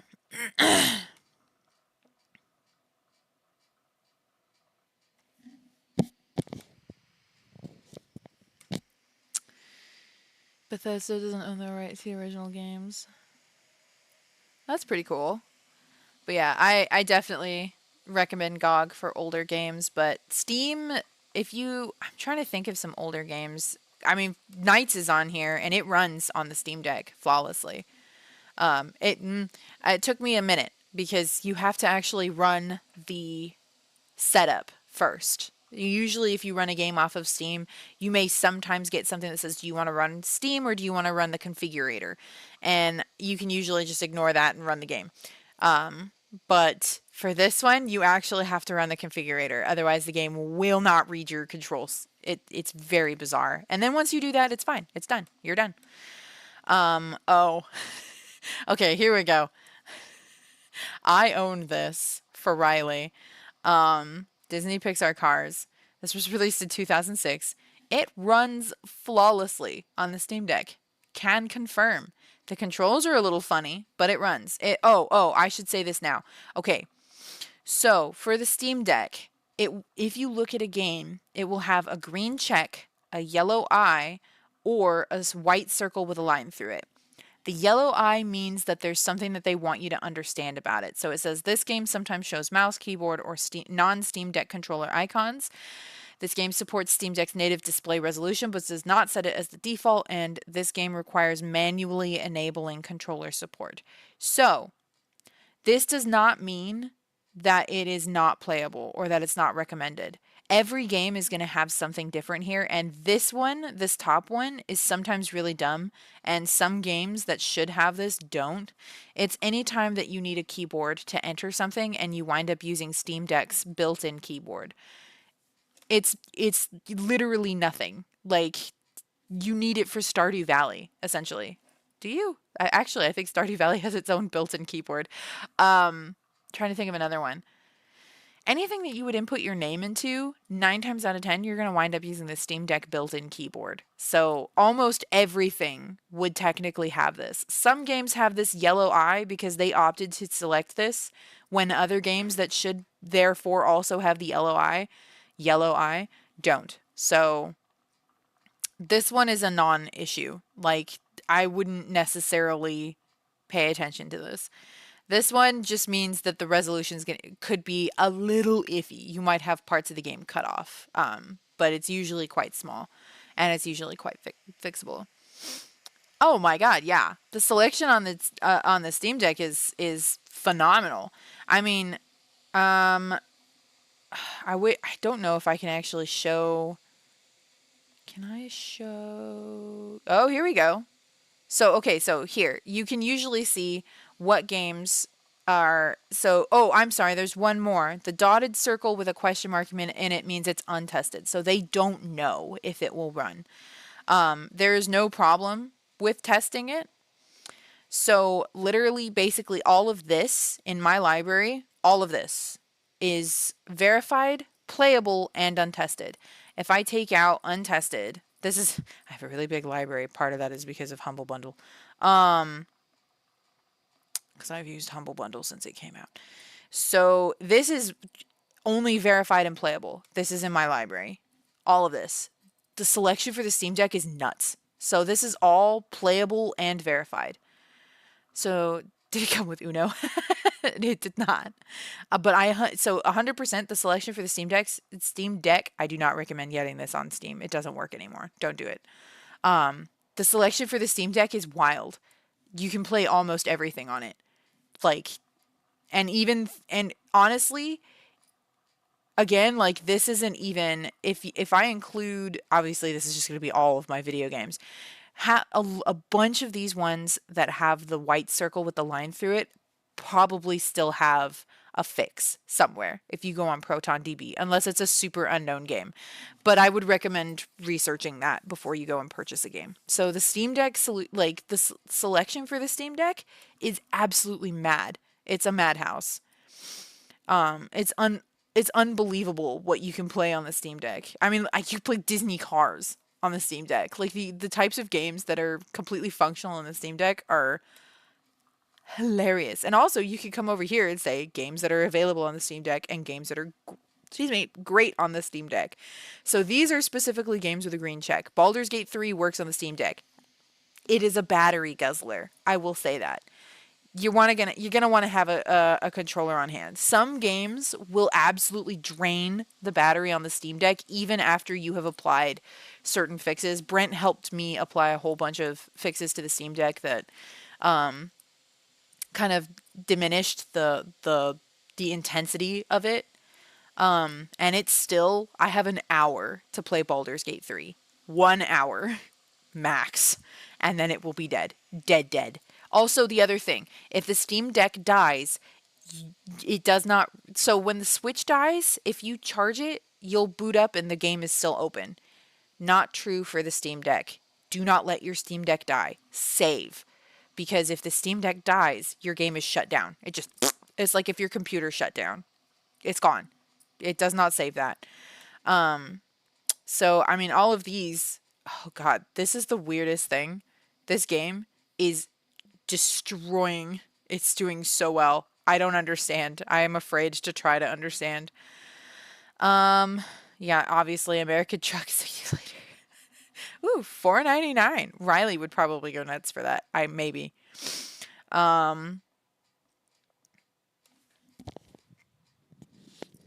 Excuse me.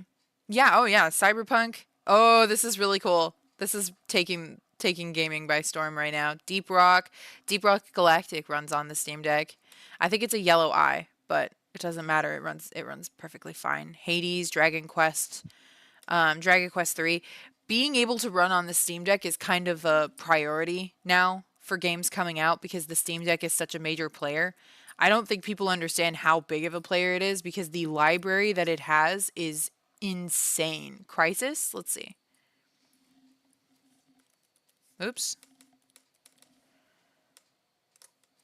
Boy. It might have been excluded depending on my settings.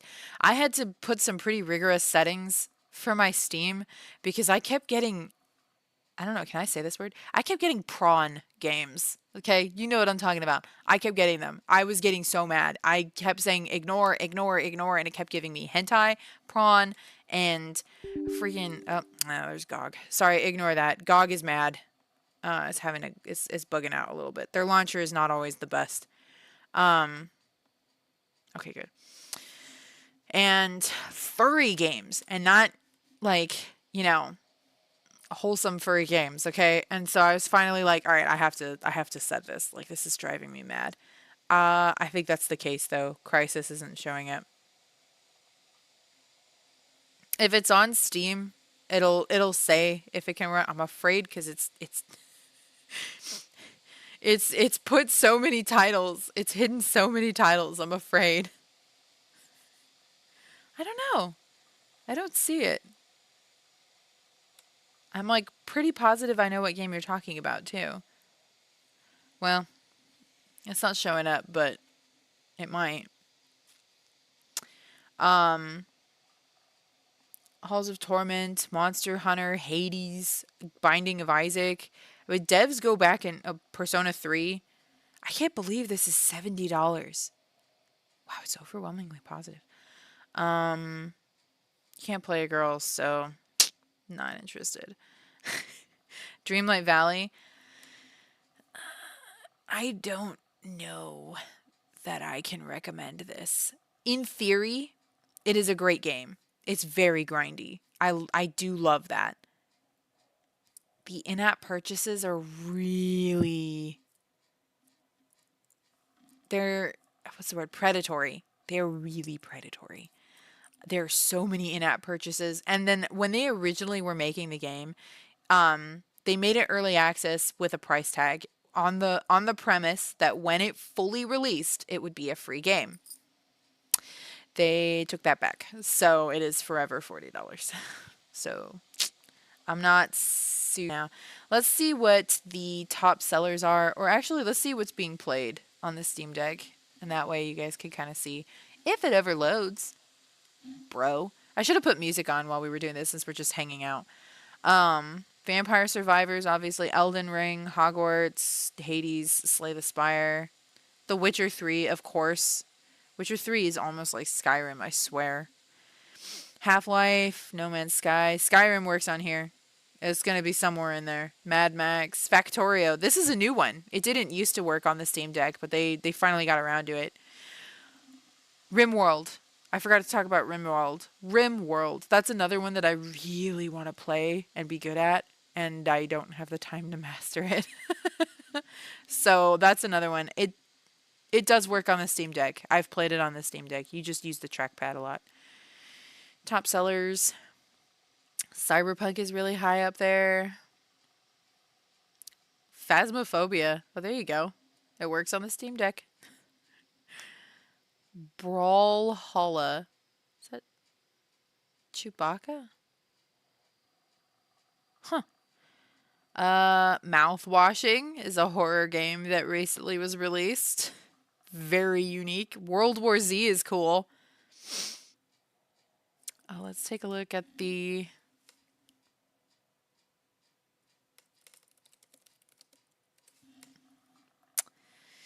Oh, of course. It's I shouldn't be surprised.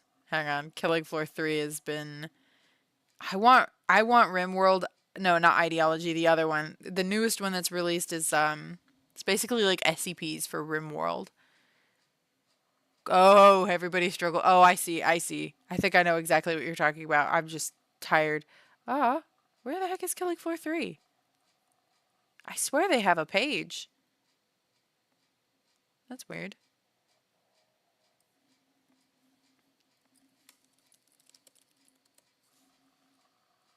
Yeah, they have a page. I knew they had a page. Anyways, this is the game Brent's working on. And it will probably, I assume, we don't know yet because it's not released, but I'm assuming they're going to work on getting it to work on the Steam Deck. But there you go. Killing Floor 3. Brent is working on this game. As we speak, actually. But, you know, there you go. That's another one to look into getting. Yeah, there's a ton of games, honestly, for what plays on the Steam Deck. The list of what's going to run perfectly is going to be smaller than than what's not going to run perfectly, if that makes sense. Like if you were just looking at the green checks and the yellow eye, that's going to be a massive list. If you just look at the green checks, it's going to be a little smaller. But again, it's like I said, like some of these games don't include the whole like uses the keyboard thing, and then it does use the keyboard. So there's a little bit of, oh, here's RimWorld. RimWorld is really cool and demented. It's very demented. There's me trying to have a good time, and then one of my colonists decides he's actually he eats people. See, like Stray, I could not get into Stray. I didn't even get it.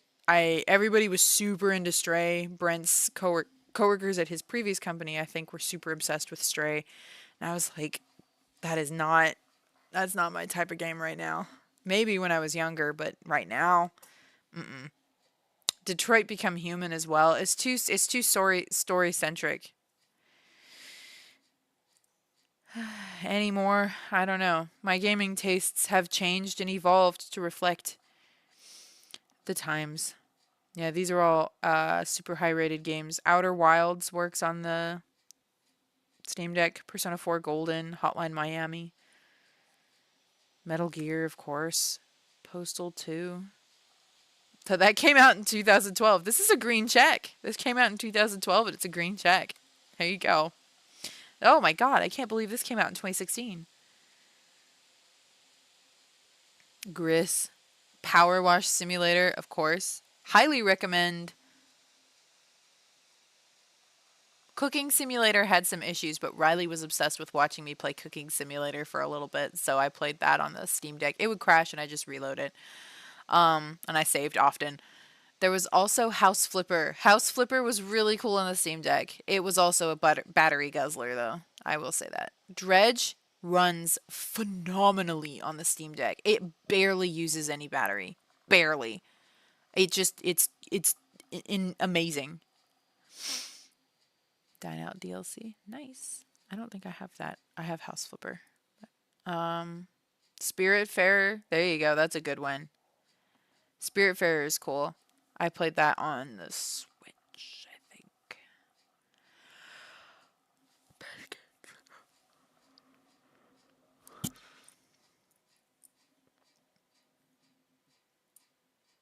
Oh, I missed something. Their creations when they become sentient. Yeah. It's a bit too slow for me. Yeah. If you play artist assistant storyline a certain way, he becomes an equal rights civil rights protest leader. That's awesome. Oh, this is cool. I'm weirdly into these types of games as well. I did not think I would be. They're basically just card games. You just stack cards and you gain resources via the cards, and I'm confused as to why I like it as much as I do. This is Donkey's game. It's overwhelmingly positive. Animal Well. It's very pretty looking. Side scrollers are a little rough for me. I'm not sure if I'm always into side scrollers. I think that's everything. Yeah. Now I'm just kind of slowly fading. Crypto the Necrodancer will always be awesome. I have that on the Switch though. Rhythm games are just flawless. I love rhythm games. Another Crab's Treasure. I've heard a lot about that one. Keep talking and nobody explodes. Wow, that's a throwback. Goat Simulator 3. I cannot believe this is still a thing. I don't know if I would. Oh, Core Keeper. I've heard a lot about Core Keeper. I think that one might be up my alley. Jesus. I come back to this sometimes and just, I don't know. There's something very cathartic about destroying the world. Ori and the Blind Forest is very special to me. This is the first game Brent ever bought me. I still haven't completed it. Shovel Knight is a rare situation for me for side scrollers. I don't generally like side scrollers. There are exceptions, and Shovel Knight is one of them. I got into Shovel Knight. I really liked it. I think I got close to beating the main level, and then I swapped to the Plague Doctor, and Plague Doctor.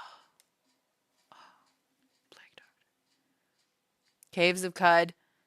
I don't even know if that's what it's called. I really want to play this. I need to figure out how to play that because it's so cool.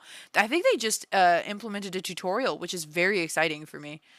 Firewatch, which I own. The Room. These are really cool.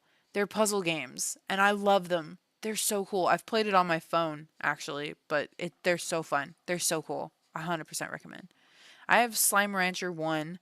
I still need to beat that. For me, I feel like I need to beat Slime Rancher 1 before I get Slime Rancher 2. Just not because they're story based. Oh, nice. I've heard a lot about the crab one. It's a Souls-like, isn't it? Which is very funny. There, I have exceptions to everything about games. Like there's certain things I will have very strong feelings about and then have an exception for it. Like my feelings on games with too much fan service, my current exception for that, which also by the way runs really well on um, the Steam Deck, is God Eater. This is a ridiculous looking game and also Code Vein. I don't know what it is. Uh-oh. Oh wait, that's right. This doesn't have a page. It's part of this one. Um, it is a ridiculous. It's ridiculous, but it's so good. This is God Eater 2. God Eater 1 does not have a page. Anyways, they're bizarrely fun and very ridiculous. Bright colored souls like. That's what I thought. Yeah, see there's like oh my god, that action this happens? I feel like I shouldn't show that. I'm not surprised. I'm not surprised in the slightest, but also I feel like I should be. The gameplay, it's basically like a really dumbed down Monster World, is essentially what it is. That's so funny. I shouldn't be surprised. It's very anime. It's very anime. I think it's just because it's like a dumbed down Monster Hunter, and that is the main reason that I like it.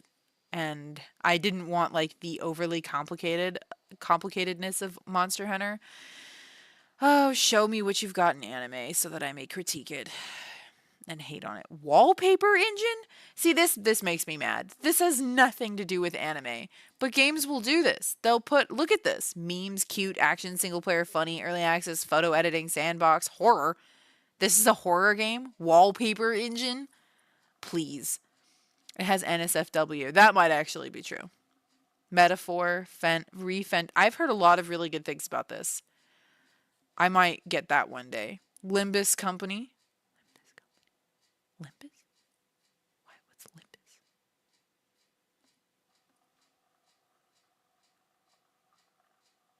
Oh, that's that type of game. Okay, that's fine. Persona 3, of course. VTube Studio.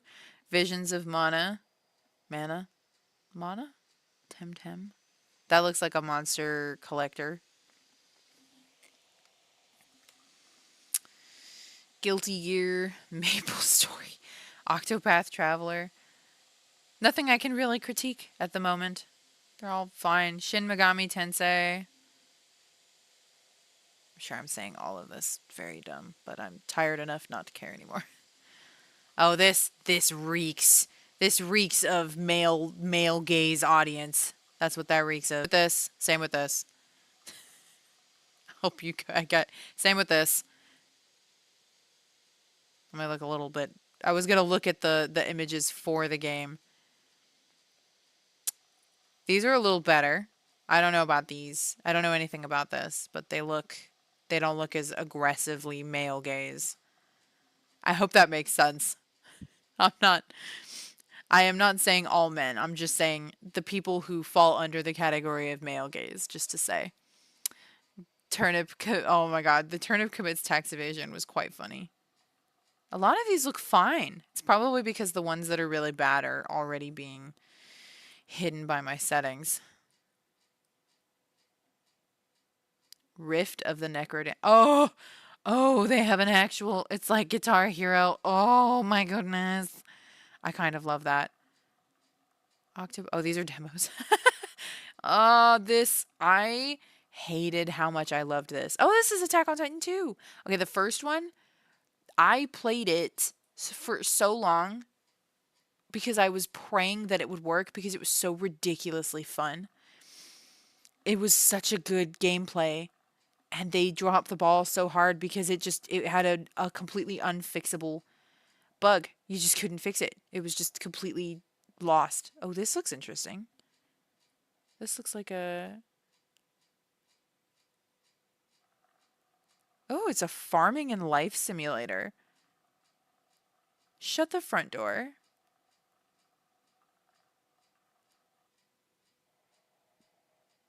Oh, I have to look into this. Oh!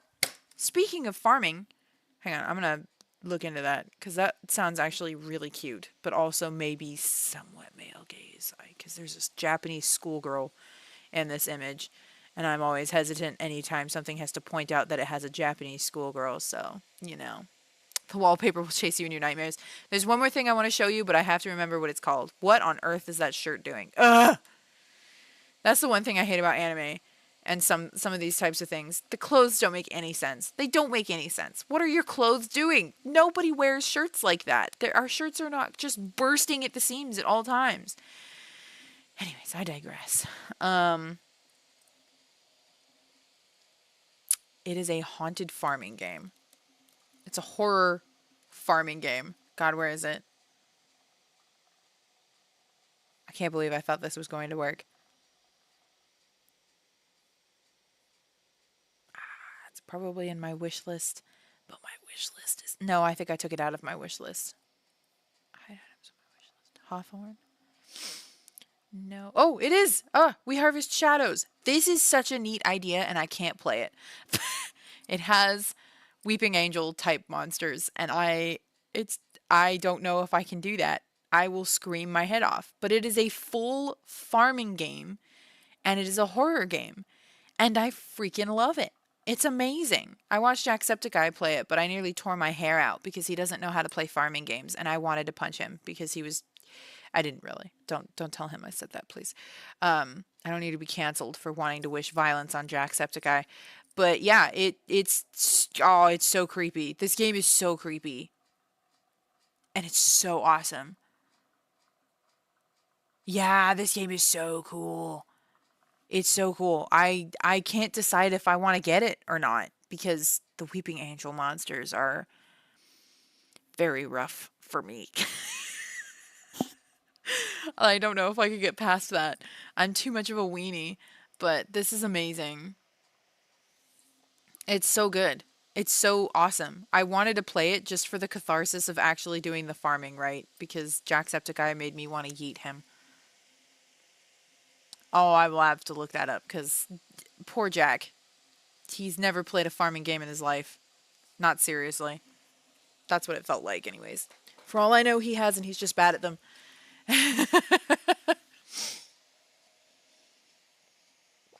Graveyard Keeper! That is the best game. Literally, that game sums up my obsession. I was so obsessed with that game while I was playing with it that I couldn't sleep because I was just dreaming about it. I'm not even joking. I lost sleep for like 2 weeks, and I'm probably going to play it again. I violently love this game. This one is one that kind of is a little funky on the Steam Deck. I could not get it to fit the resolution of the Steam Deck to save my life, and I still played it, even though I was missing like bits of the screen. It's so good. This is the best game literally ever. Why is it not in my favorites? I'm violently obsessed with this. I will absolutely play it again. It's 100% worth it. And I will probably lose a lot of sleep again cuz I became violently obsessed with it. Like this is the type of grind that I'm talking about. This game perfectly encapsulates it. I found Melvor Idol because I played this and desperately wanted more of that type of grind. I didn't complete this game because I hit that point where I didn't want it to be over. It's so good. This is the best game. I love the DLC. I love everything about this. The one thing I will say is if you have played it before without any of the DLC, play it brand new for the DLC. The DLC in this game works best from a new save because if you play the DLC from a completed save, a previously completed save, it's easy. It's too easy. I was reading up on it too. It is 100% way better to do all of the DLC from a new save and then do it as you come across it because it's just more fun that way. The zombies, there's like a zombie thing. I don't think it's DLC anymore. I think the zombies are included in the base game. But the zombies are way more helpful early on than they are later in the game, for example. But they're also harder to set up early on. So, yeah, no. I loved this game. Anyways, I think that's it. I think that's all we'll do for today. So, I think that's it for the live streams for a while. I need to recoup. I am going to keep writing. I took a couple days off just to kind of unfreeze my brain, but I am entering the ending arc of House of Flies, and then I have another project that I'm going to work on that I don't know if I'm going to start right away or if I'm going to write it behind the scenes. It's going to be massive. And by massive, I mean really, really long. It has 3 arcs. I think I talked about this last time. It has 3 major arcs, and then those arcs will have a lot of arcs of their own. So the idea of it is just that it's extremely long lasting. Excuse me. So I'm not sure what I'm going to do on that, if it's going to be for the April one, or I don't actually use my Steam Deck on the TV, partly because the only TV in the house is actually in Lorelai's room. So the only time I would be able to use it is in the evening, and I can't because she's asleep. So I 100% go sit in a recliner and just cozy up with my Steam Deck. And it's perfect for me like that. Like, handhelds are 100% my cup of tea. I love them as they are. But yes, so I think today will probably be my last day live streaming for a while. I definitely plan to be a little more updatey with stuff. Like, if I when I finish House of Flies, I'll let you guys know. And then probably I'm gonna do Writathon again, 100% for sure. I'm gonna do Writathon again. I'm gonna kind of tool around a little bit with ideas for the next Writathon. I don't think it's gonna be a horror. I think we're gonna do something a little more in line with Royal Road and see how that does.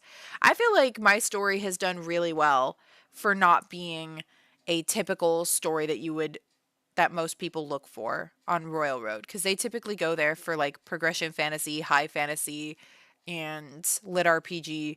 There's a lot of harem stories on Royal Road. I have to like sift through just a ton of what did I just say? Harems. Oh my gosh, I'm tired. Anyways, yes. Thank you so much everybody for coming around. I genuinely appreciate all of the support and you guys hanging out and just coming to talk, and I I genuinely appreciate all of you. Like, coming back and hanging out is just I like that was amazing. I didn't expect it, and I was very surprised, and there are no words to explain how I was feeling. It was just a very warm, happy feeling to feel like I could just come back. So I genuinely appreciate all of you so much. And you were like, hey, you know what? I subliminally did it. But yeah, so again, I'm super thankful to everyone here. Thank you so much, honestly. And thank you for coming back and being here, and yeah, so the next write-a-thon takes place in April. So I'm going to shore up all my reserves, and we'll be streaming that one too, I think. More or less. Probably Mondays, Wednesdays, Fridays, but that's in April. So, you know. Anyways, I will see you guys next time. Thank you so much, everybody, for coming around. And there's none of the words feel appropriate enough, partly because I'm tired and my brain is turning into mush. I just feel like I didn't say enough to express how grateful I am that you guys came back. So thank you. Thank you. I love you guys a lot. Thank you. So I will see you guys next time.